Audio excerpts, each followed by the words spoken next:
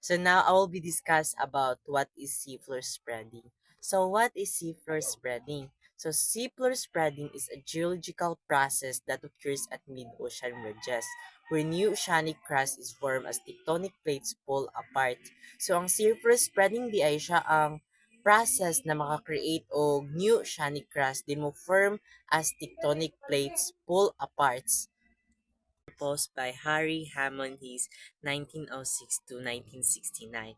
So, seafloor spreading hypothesis. So, basaltic magma from the mantle rises to create new oceanic floor at mid-ocean ridges. So, the seafloor moves from the ridge towards the deep sea trenches, where it's abducted and recycled back into the mantle. So, seafloor spreading is the crust and part the upper mantle are under tension at a spreading center. So, ang crusty ay part siya sa upper mantle. So, under tension at spreading center. Then the oceanic crust is pulled apart allowing magma to rise to the surface. So, ma-rise siya, madto siya sa surface. Then the whole oceanic crust is part of a conveyor belt system. There are five evidence to explain seafloor spreading. So first is the ocean floor. So as two tectonic plates slowly separate. So ang tectonic plates mo slowly separate na siya. Then molten material rises up from within the mantle to fill the opening. So the second is mid-ocean ridges. If maka-remember mo that mid-Atlantic ridge is the longest mountain chain on the earth. So, ang mid-Atlantic ridge siya ang longest mountain in chain on earth. So, mid-ocean ridge is the second.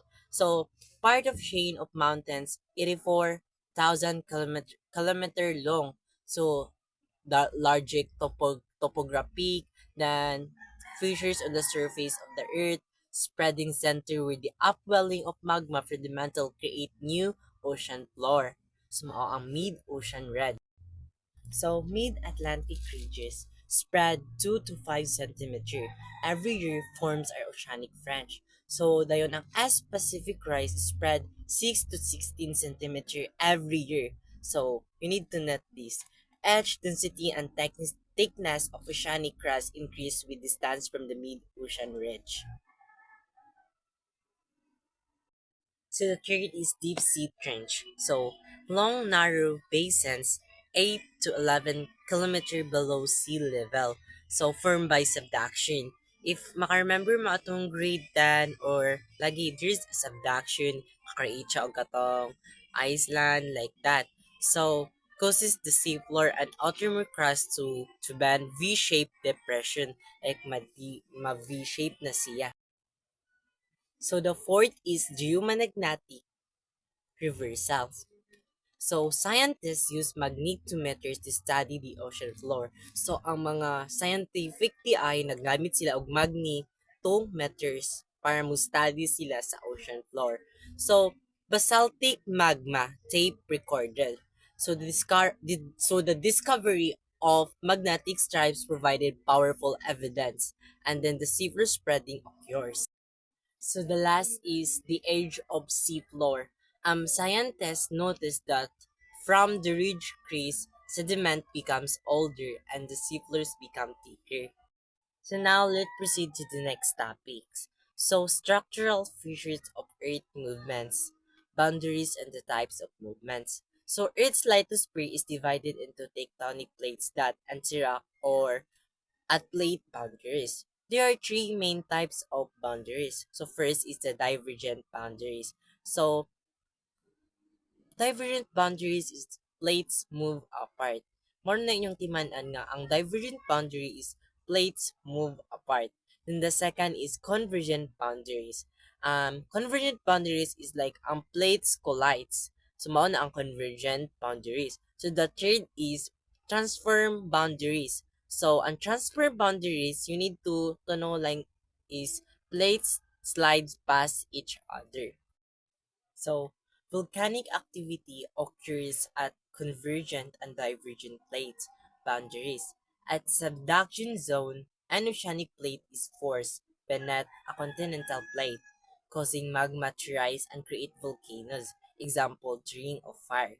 So mao nang example. So hotspots like the Hawaii Islands can also create volcanic islands independent of plate boundaries. Maka-remember lang mo atong grade 10 nga na siya kung giyon ka kanina nga maka-create po siya og volcanic islands sa itong mga subduction so mao to siya.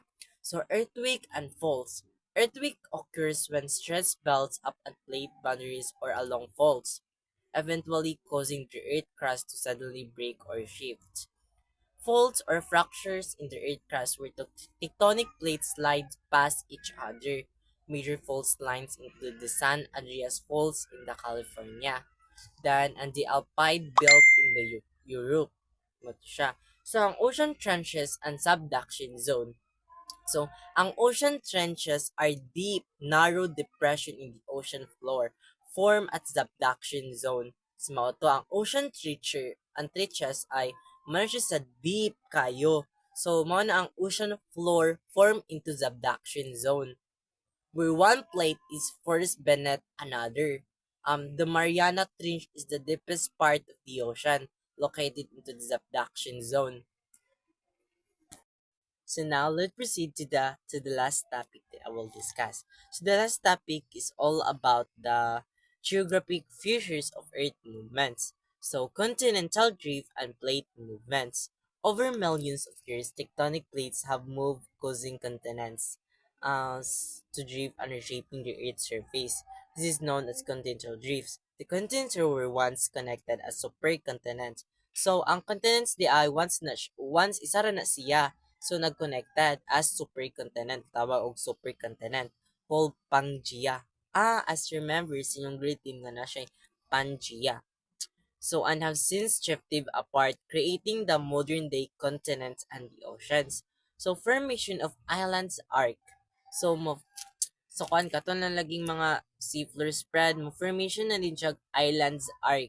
Remember mo atong grade 10 nga gidiscuss sa inyong advisory nga mo form na dig islands arc, reef valleys, nga na.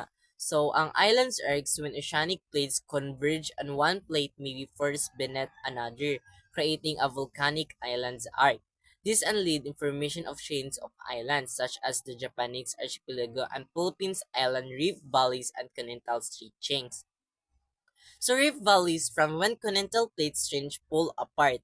The S African Reef is an example where the African plate is splitting into two parts, creating a large valley, eventually an oceans. So the land between the reef can sink, forming deep valleys or basins. So mountain ridges and collisions. So when two continental plates collide, they form mountain ridges. For example, the Himalayas were formed when the Indian plate collided with the Eurasian plate. So the process of tectonic collision also leads to the creation of plateaus, such as the Tibetan Plateau, subduction zone, and volcanic arcs. In subduction zone, complete plates slide beneath continental plates, creating deep ocean trenches and volcanic arc. This process is responsible for the creation of volcanic arcs and mountain chains. For example, the Andes Mountain in South America are the result of the subduction of the Nazca Plate beneath South America Plate. So that's all. I hope. And that's all my report for today. I hope na daghan mo ma-learn. And thank you for listening.